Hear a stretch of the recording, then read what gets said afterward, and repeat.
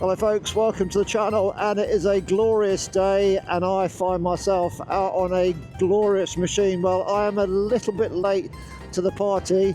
There is a new Moto Guzzi V100 Mandello coming out for 2025, and I thought, oh, what better opportunity is there now that the new one is coming very shortly to ride the old 23-24 outgoing model, which there are here in the UK. There are a few deals to be had. So as I said, it is a glorious day.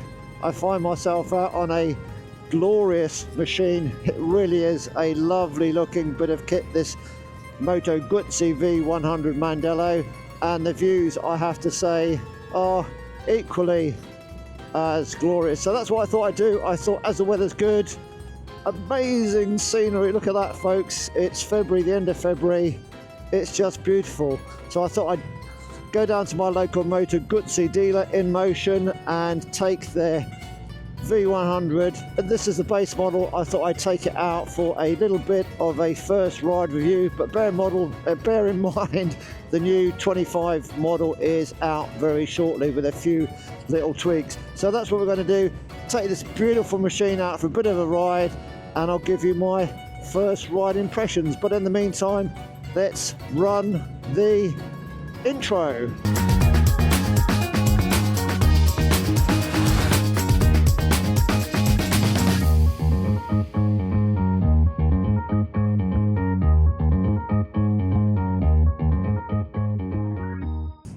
Welcome back. So folks, this is my first time riding a Moto Guzzi, and I've got to say I am mightily impressed. So I know absolutely nothing about Moto Guzzi, so I thought, oh, I better go on the old internet and do a little bit of research just to find out a little bit about the company. So here we go. So it was formed in 1921, and in fact on the handlebars here there's a lot of information about the history of Moto Guzzi. So formed in 1921, so just after the First World War, and a couple of chaps, I'll put their names up here, and they were the fighter pilot jockeys of the time, good mates, and they decided to form a motorcycle company. One of them, the family had lots of dosh, so he was the backer in his family. So they all got together and they wanted to make a motorcycle and form a motorcycle company, and that they did, and hence in 1921 Moto Guzzi was born. So I didn't know that, and you now know that. Why is it called the V100 Mandello? Well, basically 2021, Moto Guzzi celebrated their 100th year in business, and apparently they also like to name their motorbikes to do with the engine size as well. So the engine of this is 1042cc, so hence the V100, which also coincides with the 100th birthday or the anniversary of Moto Guzzi. Mandello, why do we call it Mandello? Well, the factory is at Mandello on Lake Como, so it was a really important new bike for Moto Guzzi, and it is their first ever water-cooled bike, and obviously it's a transverse across the frame V engine at 90 degrees, and it's an all new machine. It really is a fabulous bike. I've actually been fortunate enough, In Motion have let me ride it for the last couple of days. So yesterday I took it out and just got used to all the electronics, all that kind of stuff with it. But it's just a great machine. I just got used to all the electronics, and then today is video day, but it really is just a fabulous bike. And as I said, this is the base model. So 2021, I think, I'm not sure whether they were supposed to be launching it in 2021, but obviously we were deep in the depths of that thing called COVID, and I'm not sure exactly when it was supposed to be launched, but they obviously, all the manufacturers had supply problems with COVID, component parts, etc. So that put, I think they wanted to launch it in 2022 or late 21, but yeah, COVID put pay to that, so they didn't actually launch it until 2023, but they did show it at the EICMA show at the end of 2022. So 2023, Moto Guzzi hit the ground running with their new V100 Mandello, and this is a 2023 model, but it is exactly the same as a 24 model other than the color. So 2023, I think this came in red and all white, and then the 2024 model that came in, I think it's black, red, then they did a aviation version to sort of celebrate the two guys that sort of formed the company, because they were pilots. So they had the aviation version. So they were the base models. They do an S model, and then that's got Öhlins semi-active suspension. It's got quick shifter and a few bits and pieces which I'll put up on the screen, and it's about another £2,000 more. It's actually more than that, £2,000 plus more. But anyway, so that's the V100 Mandello. So let's go and park up and have a quick tour of the outside of the bike. But it is a very nice machine, it really is. It really is a cracker machine, folks. So let's just do this. Footage is going to be for intro or something, isn't it? Yeah, so let's just cream it.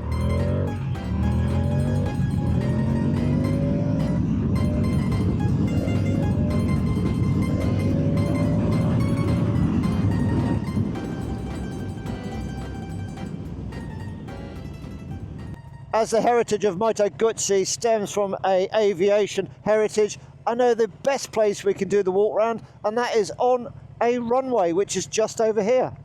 Okay, it's not a full-size runway, it's a model aircraft runway, but it's a runway still the same. So let's park the bike up and do a walk round and show you all the bits and pieces on the Moto Guzzi V100 Mandello.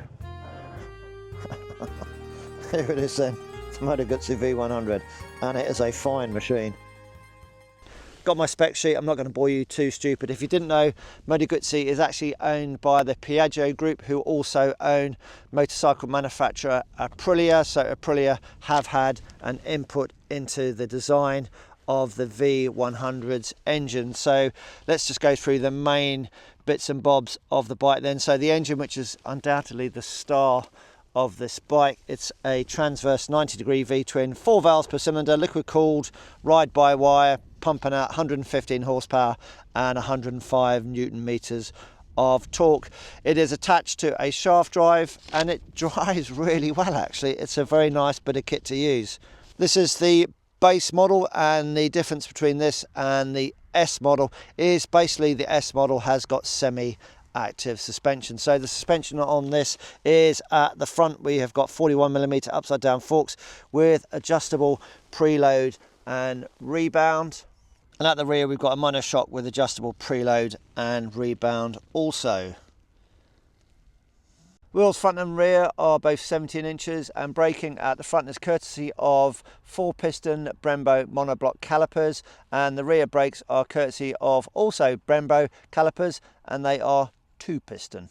The tank holds 17 litres of fuel, 3.5 litres are reserve, and that's going to give you a range of about 226 miles until you have to push the bike, or something in the region of 180 miles until you go on to reserve, and I believe that's going to equate to something like 50 miles to the gallon. The engine is also Euro 5 compliant, and the new 25 model is Euro 5 Plus compliant. Back of the bike's looking really classy with that single-sided swinging arm and that big nut there. Looks really good, doesn't it? And even down to the lack of things running over the engine, it's just very nice and neat. They've really thought about everything on this bike. It's just really nicely put together. Very classy. Yeah, that's the word I would use. Very classy. With the new water-cooled engine, they've actually rotated the cylinder head through 90 degrees so that the exhaust comes out of the side and then out at the back. So yeah, it looks really good. And the exhaust, I've got to say, I think the exhaust looks all right actually, and the rest of the stuff for the exhaust is all on the underside there. But yeah, they've really thought about everything. It's a nicely put together machine. You can tell the aviation heritage of the bike because the tail lights here, they have been designed to mimic the jet exhausts of a jet fighter. Yeah, I kind of get it really. I didn't realise why Moto Guzzi had an eagle as their emblem, but obviously we know now because the company was formed by pilots. Styling wise, we've even got a little bit of a nod to the 850 Le Mans with these grills here. This bike is the first bike in the world to have a set of what they call active aerodynamic wings or something like that, basically at a predetermined speed, and depending on what mode you're in, then a set of wings comes out from the top of the fuel tank area here. And I've put it in rain mode, so let's just turn the bike on and we'll show you the active aerodynamic wings.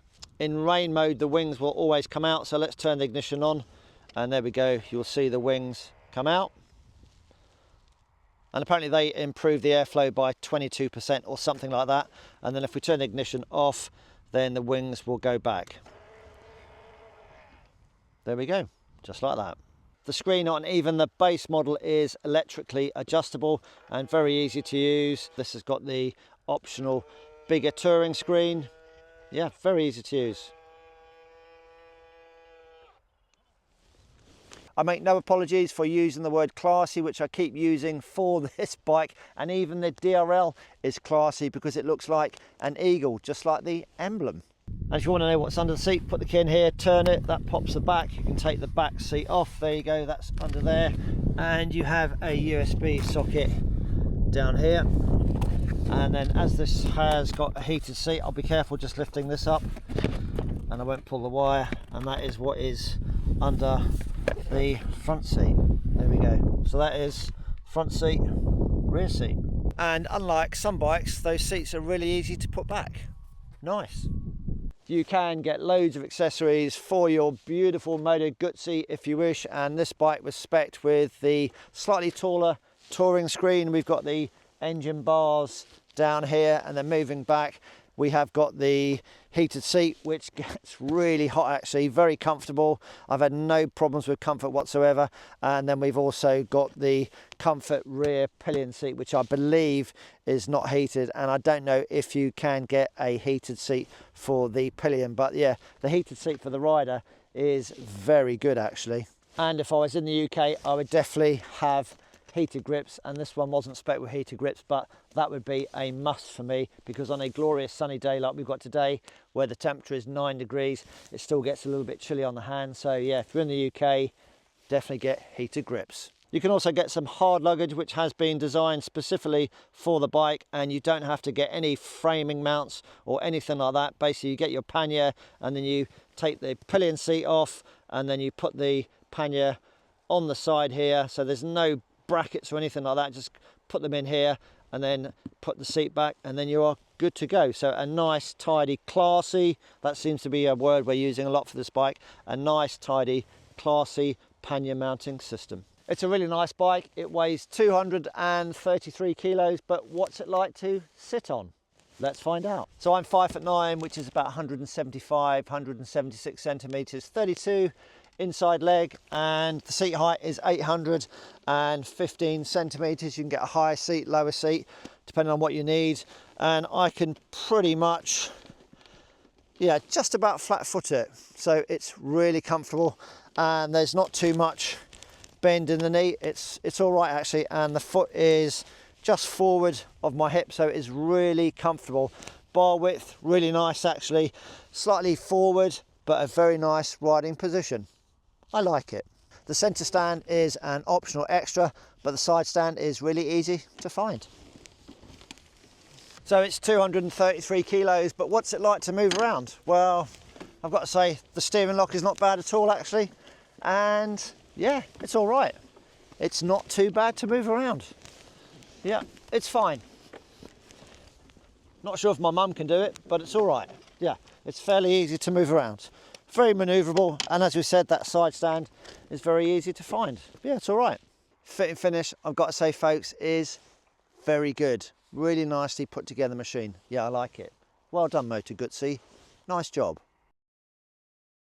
There's one thing in particular I think could be improved with the bike. In fact, two maybe. And the first thing is when you go from neutral into first, it makes a heck of a clunk. So, and it jolts forward as well, but that's been well discussed on the forum, so that even with the engine warm, it still does it. So just have a look and see what the clunk is like. So it's a noticeable jolt, and that's something that lots of people have complained about. So hopefully in the 25 V100 Mandello that has been addressed. Apparently they have addressed or improved the transmission, so I'm hoping that has been improved, because it kind of just lets the side down, but I think possibly I could live with that if it was my bike. But it is a heck of a jolt. I'll just do that again. And the engine is warm. Yeah, it is quite a bit of a jolt. And the other thing that people make mention of is the relatively high tick over, so about 1500 RPM. That may have something to do with the clunk going from neutral into first gear, but let's take the bike for a spin. I have to say, folks, I really like this bike. It suits me, it's very comfortable. It's just a very nice place to be, and as a sports tourer, I think it's a really excellent bit of kit. Okay, it's not perfect, and I think they're the only two things that I would make mention of, really, would be the clunk into first gear and the high tick over. And whilst I've been riding the bike over the last couple of days, basically going from second gear into first gear up into second, that they do cause they're not as smooth as sort of from second into third and back down from the higher gears into the lower gears. It just seems to be second to first to second, and not as smooth. I think I'm going to leave it at that, but it's a really comfortable place to be. It's just very nice, and this is the standard model, and the suspension seems very nice. I've not set it up obviously for my weight. I'm about 86 kilos or thereabouts, but it's just a really nice place. In relation to the electronics pretty much have been lifted directly from Aprilia's Touareg 660. Even the dash is I think basically the same, actually, bearing in mind that Aprilia are part of the Piaggio family, which Moto Guzzi is a part of. So it makes sense that to save money and research and stuff, that Moto Guzzi have just basically gone to the parts bin at Aprilia and taken the switch gear, which is exactly the same as the Aprilia stuff. The TFT, I think this is a 5-inch TFT, very nice, and the electronics as well. But it's a real nice package, and I like it. So let's go and spread its wings. Many years ago, when I was a lot younger, I fell in love with Honda's VFR 750s, and I basically had all of the VFR 750s that there were, every incarnation I had. And I've got to say that the V100 just reminds me so much of my VFR 750s, which I absolutely love. They weren't the fastest bike in the stables back then. Sports bikes were 750s, but it was just a tremendous bike. And this, when I got on it yesterday, I thought, yeah, this reminds me of my VFR 750. Really comfortable, nice position to be in, sat on the bike. The legs aren't backwards, the legs are just forward of if you draw a line from the bottom of your hips. The bars are nice and comfortable, slightly forward, but still really comfortable. Just a great place to be in. And yeah, a place where you could spend hours and hours. But that gearbox, yeah, second into first into second, that just could do with a little bit of improvement, shall we say. But the engine, really nice, very torquey, very smooth actually, very little vibration, and it's just a pleasant place to be. And this day and age, we all keep saying it, you don't need oodles and oodles of power. You know, you're just going to go to jail quicker. You just want something that is real world usable. And I've got to say, whilst I'm admiring the View, this really is real world usable. Low down torque, and it's got a little bit of excitement as you go up the rev range.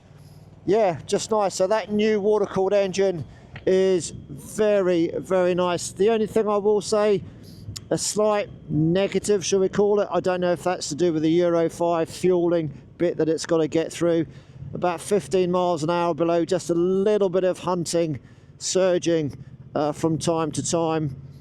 But that's about it. Other than that, it's a peachy engine, very smooth, very tractable, and it sounds absolutely glorious. Once you get out of second to third, the gearbox is a totally different gearbox. This bike has only done 110 miles, so I guess it's going to be tight, and all the forums I've had a look at before I rode it yesterday and today say it does get better with mileage. I don't know how that clunky from neutral to first is going to do with mileage, but with the 2025 version, they do say that they've made improvements to the transmission, and hopefully, fingers crossed, that's what they're referring to. No idea who that is behind me, no doubt I'll overtake. Hopefully not on the back wheel. But very, very tractable engine. Lots of accessories you can get for the bike. As I said, this bike has got the so this bike has got the touring screen, which is fine. I would suspect, nudge, nudge, wink, wink, that kind of thing. 70 miles an hour, a nice place to be, nice clean air, not getting buffeted around too much. Yeah, really good. Heated seat, excellent, 3 levels of heating, and your bum gets really hot, and so much so you've got to turn it down to 2 or 1. Heated grips would be really good, but there's so many accessories you can get for it, and I'll let them go past. So many accessories you can, so many MT09 or something. So many accessories you can get for the bike to make it your own machine. The steering is really good actually. It's not too fast, so it's just nice and responsive. It really is, just sits there. Yeah, it's good. There's nothing really more I can say. It doesn't scare you. It just goes where you want it to go. No surprises. Yeah, so the suspension's all right. Brakes wise, you've got those Brembo brakes. You know, you jump on them, nobody behind me. Yeah, 2 fingers, whatever. Really good. Absolutely great. Yeah, very good. Switchgear directly from Aprilia. No problems using that. It's very easy to use. Yeah, it's all good. I like the fact, we'll talk about the modes very shortly. I don't want it to be too long a video. I like the fact that you can change in this case, you've got 4 riding modes: rain, tour, road and sport, and that changes the characteristics of the bike. I like the fact that you don't have to de-throttle or pull the clutch in, or stand on one leg and do a handstand for it to actually engage the mode. I do like that. You can just do it on the fly. It's very nice. I just press the button and it changes the mode on the very nice dashboard, the TFT, which I think it's 5-inch. Yeah, you can get a quick shift as well, part of the accessories if you want to do that. Yeah, not sure what's that like. One thing I will say, obviously, when these videos come out, I know I'm basically the last one to the party. Great view on a great bike, classy bike, I have to say. I'm the last one to the party, I guess. But a lot of people who've got the bikes read the reviews. But if you've got one, make some comments in the comment section down below. Really appreciate that. But it is a very classy bike, nice place to be. Throttle response, depending on what mode you're in, is nice, and that engine just sounds really good, really good. Got 17-inch wheels front and rear, nice on the brakes. Again, it's only done 110, 20 miles or something, but it's just got enough. It's not gonna scare you witless. It's got enough power to make you grin. But that screen is really good. I'm not sure what the smaller screen is like. Again, comments down below. But brakes well, goes well, throttle response is great. From about 3,500 revs onwards, it just growls and you get a deeper noise, and it just gets going. Yeah, it's good. I can't just use the word good, can I? But the throttle response is fine. I'm not sure whether I like the darkened RPM, which you're not using. Obviously, as the revs go up, then you see what the numbers are. I think I'd prefer to have just, I could see all the numbers on the screen and the needle at the same time, but I guess you'd get used to that. Seat-wise, very comfortable. Heated seat, standard 815 millimeters high, really comfy. I'm sure the pillion seat would be the same as well. I do like shaft drives, none of that muck of the oil getting flung all over the place. And there's no, I can't, the shaft drive feels nice. Yeah, it's just a great place to be. The clutch and the brake lever, it's all Brembo stuff. I haven't got the biggest of hands. I've got them on the smallest span, and ideally I'd like them to come back to the bars a little bit more. But I think it's okay. I can't remember what size hands I've got, but they're not massive hands. But I've got a big heart. Yeah. and big feet. No, you've got small feet as well. But it does go well. Does go well, and it brakes well as well. Yeah, it's a good place to be. Good place to be. Accessory wise, we saw under the rear seat that there's a USB connector there, and I think you can buy an optional extra USB, and that just fits in the blanking plug down on the front here as well, so you can connect it to your phone or whatever. And there's obviously, you've got room on the handlebars to mount an aftermarket navigation unit, a CarPlay unit or something. I would recommend Chiggy, Car, Pure Ride or Inov. I'll put a link in the description down below. But they're good units, but you have sufficient space on the handlebars to put something like that on there. I don't know if you can put anything up here, but no, you've got enough space to mount an aftermarket screen on there for your CarPlay, etc. You can get a Bluetooth module connection thing for your phone to be connected to the TFT, but I would just go for a third-party unit myself. In relation to the clutch, I don't think that it's the lightest clutch in the business. It's a hydraulic clutch. It's not too heavy, it's not too light, it kind of sits in the middle, if that makes sense. But it's all Brembo, high quality stuff, and the bike is all put together very nicely. No rattles at all. Certainly I haven't found any. Yeah, just nicely put together. And let's go down here. So let's talk about the electronics package end. So basically lifted from the Aprilia stable, and it's a comprehensive suite of electronics. You can go into the menu and adjust them to your individual requirements. If you so wish, you'll just leave them bog standard, and then you can adjust the speeds at which the aerodynamic wings come out and that kind of thing. So there's plenty of stuff for you to play around with. I'm not going to go into it too much, but to adjust the riding mode, of which there are 4, I think we've already spoken about them, just simply press the button and then it sequences through the modes. If you go into rain, then the wings come out permanently to deflect the rain around you. It's a very nice little feature, I guess. Is it a gimmick? No idea. Apparently they've got a wind tunnel, they've tested it, and it improves the airflow by 22% or something like that. And then if I take it out of rain mode, the wings will disappear as I go back into sport mode. And you can change the modes on the fly as well. I think maybe you just have to, you might have to de-throttle. But very simple to use. That's the mode button on the right hand side there. So on the left hand handlebar we've got the other switch gear. I don't think it's backlit at all actually, and then the cruise control as well. I'm just going to come to a halt and just quickly go through the left hand switch gear. It's very simple. So in the moment we're sports mode, so just cycle through the 4 modes that you want to select. So I'm going to leave it on sport, and then top row permanent information. You've got time, air temperature, what mode you're in, whether you've got your heated seat on, and your fuel range, so 102 miles to go. And basically the bottom left here, A, and then if you use the right hand arrow, because there's a right hand pointer that way, press the right hand arrow, then it goes to trip mode B, and then you can scroll up and down, fuel, miles per gallon, trip, odometer. So the bike is only done 142 miles.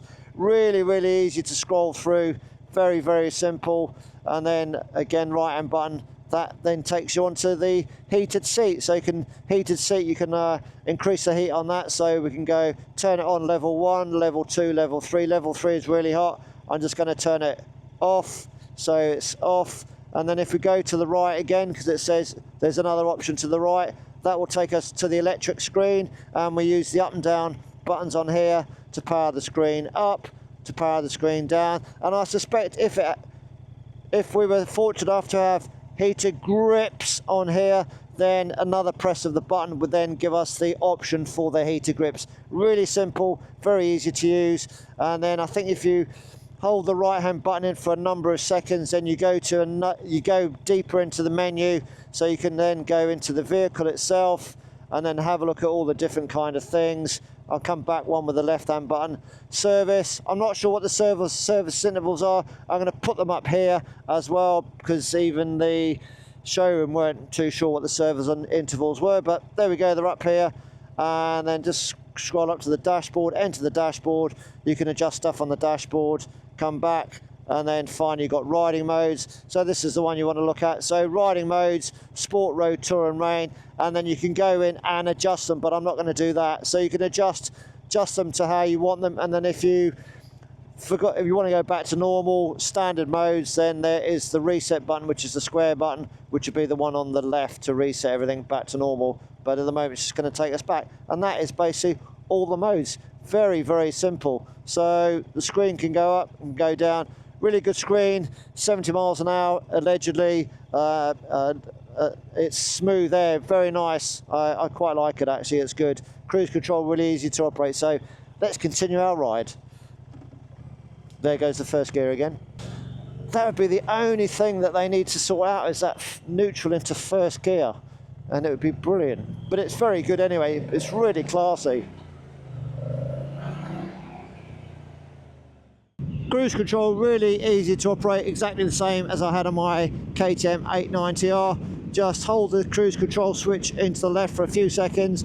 It starts to flash green on the dash on the left hand side, and then to actually activate it for whatever speed you're at, just hold it in briefly. It goes from flashing to solid green, and then that is the cruise control is active. Yep, so there we go, bit of a camber on the road here.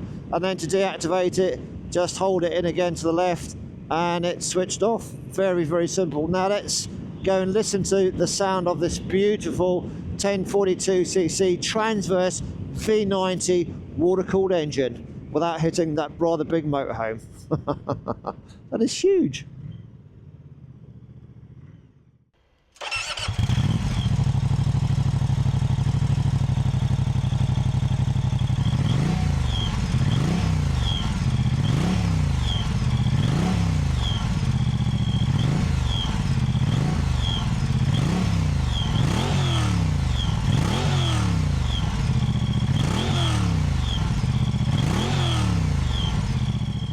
And let's see what the manoeuvrability at slow speed is like. And all those black skid marks, wheel spin marks, are not me.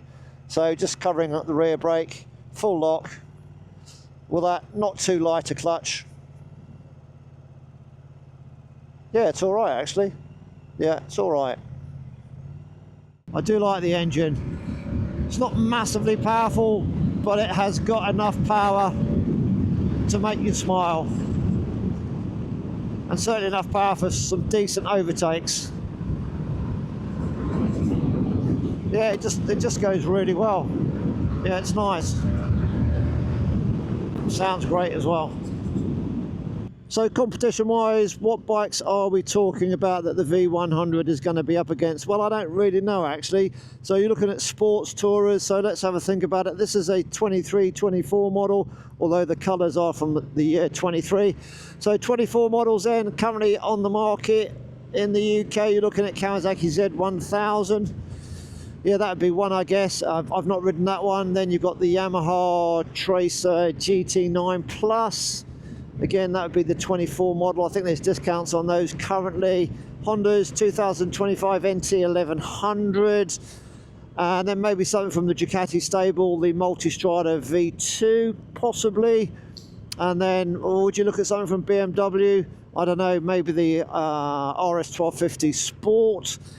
Yeah, but price-wise, this is 13,650. Then you've got the £1,500 discount, which ends today at the time of filming. But maybe if there's still some other bikes in the showrooms, they will extend that in the UK again. So 1360 minus 1,500 quid, plus all the accessories you want to put on it. So yeah, is that good value for money? I don't know.